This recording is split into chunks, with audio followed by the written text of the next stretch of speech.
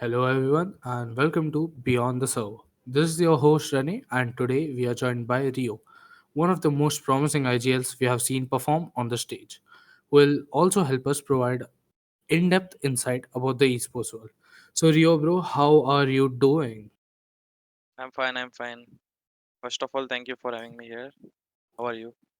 All good, my friend, all good. So, basically, man, I'm gonna just ask you a few questions about the esports world and how it feels to be playing on the stage. So looking forward to getting to know you and helping the viewers get to know you. Mm.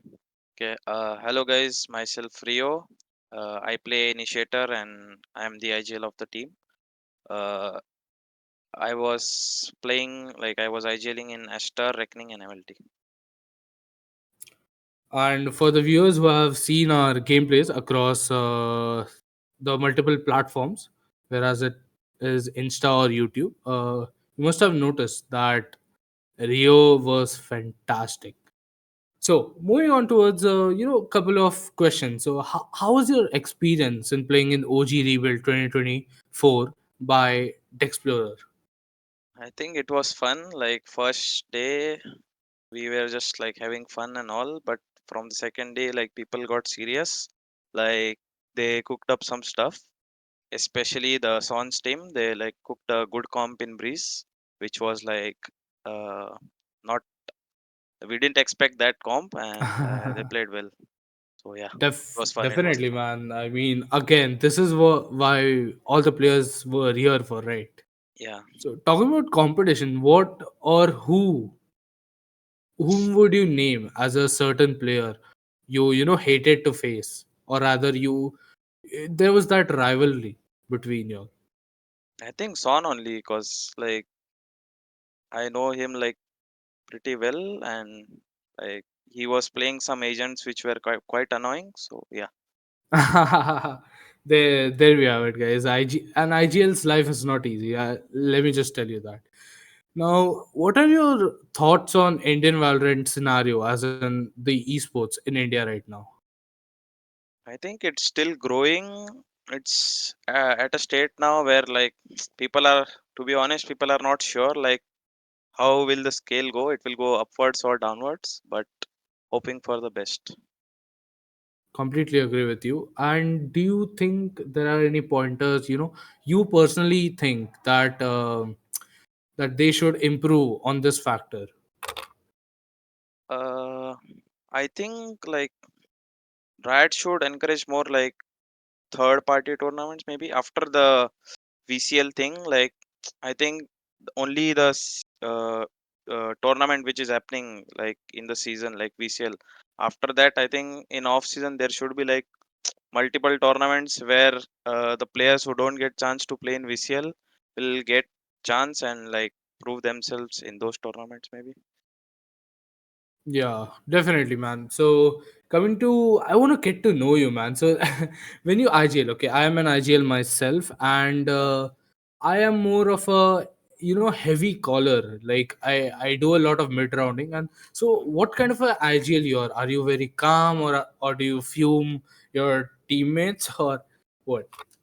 I think it depends on the atmosphere really, like what's happening in the game and like Uh how's huh. everything going. If every like the game's easy, like we are just having fun, but at times the game goes like very close, like overtime situations and all that time we have to like I have to be like the leader. I have to like maintain composure and stuff like for so that the rounds are not thrown, like especially the 2v2s, 3v3s or man advantage situations. So yeah, I have to maintain composure in the team. Man, those scenarios are never easy to hold on to. Yeah. Now, what any tips for the aspiring IGLs throughout our event as well, and for freshies or young youth talents? I think there's only one tip, especially for IGLing, like you should watch how like the tier 1 IGLs call in the game. Like for example, if there's any situation, there are like not only one or two ways to play it, there are like 5 to 6 ways to play that round, and why that IGL called that one way to play the round is the best thing to do. Or maybe if he calls that, like what's the reason behind that, like what's the reasoning why he called that in that situation. I think while watching the matches you should like note that down, which will Hmm. help you out. There you have it, guys. Please do, note down these factors, because again, he is not just anybody, and he is a very experienced IGL, and he knows what he's talking about. Now, coming towards the gaming aspect, what would you say is a successful WOD review for any of the analysts or players who want to, put in that effort and hard work behind the game? uh like for a successful word review, I think like if you word review any map or a set, like talking about only one single map, I think you should find out like two three different defaults, like what area the teams are contesting more on, why they contesting on that area, and maybe I think like their approach. For example, like the main reason to like analyze a ward is like either you anti-stat them or like learning how they like play with that particular comp. For example, if they have two controllers, how they use that two controllers to take space or take areas, or if they have two initiators, how effectively they are using that two initiators to get fast sides, fast control, stuff like that. Like depends on for what reason you are doing the word review. That's right. And do you implement the same thinking, or is that your thought process behind the WOD review as well? Yeah, obviously. Okay. And I would like to know, so what got you into esports, and was it Valorant which got you hooked mainly, or your journey started from CS or something else? Yeah, like my journey started when I was like in sixth standard. Like I started playing like PC games from sixth when I was in school. Wow. Like I started to play 1.6, like 6 7 standard. Then I used to go in cafe after school and stuff. Like my brother used to take me to cafe. It was hard at that time, like, but yeah, we still used to manage somehow and go to cafe and play. So yeah, I started from there. Then I started playing like cafe lands, like college tournaments. From that, then after I think when I was in college, the CS Go released. Then I switched to CS Go. Like I switched very late after my boards and all, but yeah, then I switched to CS Go. Then I started playing professional and all. Wow, that is amazing. And how if you compare today's scenario comparing to of that time, which Mm. one would you say is the more harder? I think like the CS 1.6 days were like very hard. Like we didn't have PC first of all at home. We used to travel like half an 1 hour just to go and play. Yeah, that time like there was no social media also, like you cannot learn stuff and from internet also. Nowadays you can just google like your youtube any lineup, youtube any strat, whatever. Like there are like multiple sources to learn and get exposure from. So yeah. How can the esports scenario help the young aspiring players and help them guide to how they should play or dedicate their time Okay, how and should they work to? grow? Yeah, how to Okay, grow basically. I think for now, like for at least young players who are just like at the beginning of their career or something, I think they should manage both. Like they have to give time to their studies also, and they have to give time to do esports also. But yeah, they have to manage somehow. Like if like slowly by slowly, then they can increase their hours they're putting into gaming and all. And all of this was again, guys, achieved through hard work and all. So it's not gonna be easy. So the youth players, the aspiring players, they have to work for the opportunities. If I'm not wrong, right? Mm. Any tournaments or any events you basically get, you should capitalize on that fact. Yeah. Now coming to habits, okay, right? So as a player, whereas I am a ranked player or I want to go pro Mm. based on tournaments, what are some gaming habits I should dedicate my time to, whether it is practice or health based? I think at the beginning, like most of the players tend to just keep on playing ranked. I think which is a good habit, but like at the same time, you should learn like what are the multiple ways you can play your agent and like get the most value out of it. Like people just keep queuing ranked. If you're playing like 8 to 10 games without learning anything, I think there's no point. Yeah, there you should play rank games. Like that's the most important thing, but you should keep learning your agent more and more by watching like wards, maybe matches or whatever. Or maybe like there are sites also where you can learn lineups and shit like that.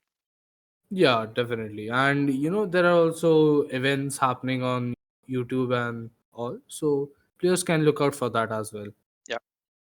Now, for an amateur player, how can they get into esports and dedicate their workings behind it? If I they're think a completely amateur player, how can you mhm. get into? I think that's the most like hardest part to start, because if there's no start you won't like get into esports. I think first of all you learn the game. Don't just think that you want to compete and play on the stage and stuff. First you start playing. If you start enjoying the game, form a team with your friends and all, like maybe cafe team. Once you start playing a bit decent or good, you'll find like decent teammates who are ready to like maybe join a small tournament or something. Then when you play that tournament once, twice, thrice, then you will start to know, oh, others team play like this, like we should do this, we should do that, and that's the start to their esports career, I think. So Rio, talking to the competitive scenario, how did you make your spot? How did you become the player you currently are? I think I quite started the same. Like I started playing for fun, honestly. Then like I made some friends, like good friends who were like better than me in game, obviously. So I learned from them. Then I started playing with them like CS:GO. And then we used to play like small tournaments and all. Used to shuffle teammates and all. Then suddenly, like we started to win a maybe second prize, third prize in small tournaments. Then started to get like noticed. Then maybe joining like academy teams and all. Then that was the kickstart to my career, I think. That is fantastic. And did you always aspire to be a gamer? Yeah. I think when I went to like when I was like in 10th standard, like when I went to CS 1.6 LAN, there like players from Mumbai and all like came to our city. That time I felt like people were watching. Only like it was a small tournament, but it was the first big LAN tournament for me like at that time. And like big names at that time were coming to play, and I just saw that atmosphere, like people were shouting and all. uh, so I just love that vibe. That's why like I decided that day that I should like try to go pro in this. I guess you just mentioned every gamer's. And where would you like to end up? What are your goals or aspirations coming forward?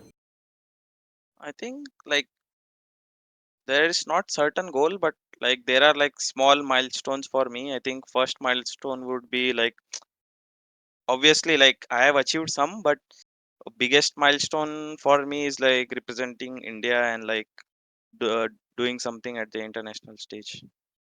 Fantastic, man. And it was amazing to getting to know you, even just a bit. And as we end our interview session, is there something you would like to tell the viewers? Just keep supporting the game. If you all love Valorant, I think we should show like support to the Valorant, like events happening in India, like should go and attend them. Like maybe if your favorite players are playing, just go and support, maybe on the live streams and all, and just have fun. Thank you, Rio, for joining us on the stage. And I hope our session today has helped the viewers and aspiring gamers to understand or even inspire them to try out competitive gaming as a whole. Thank you so much for the viewers for tuning in, and we wish to see you at the next one.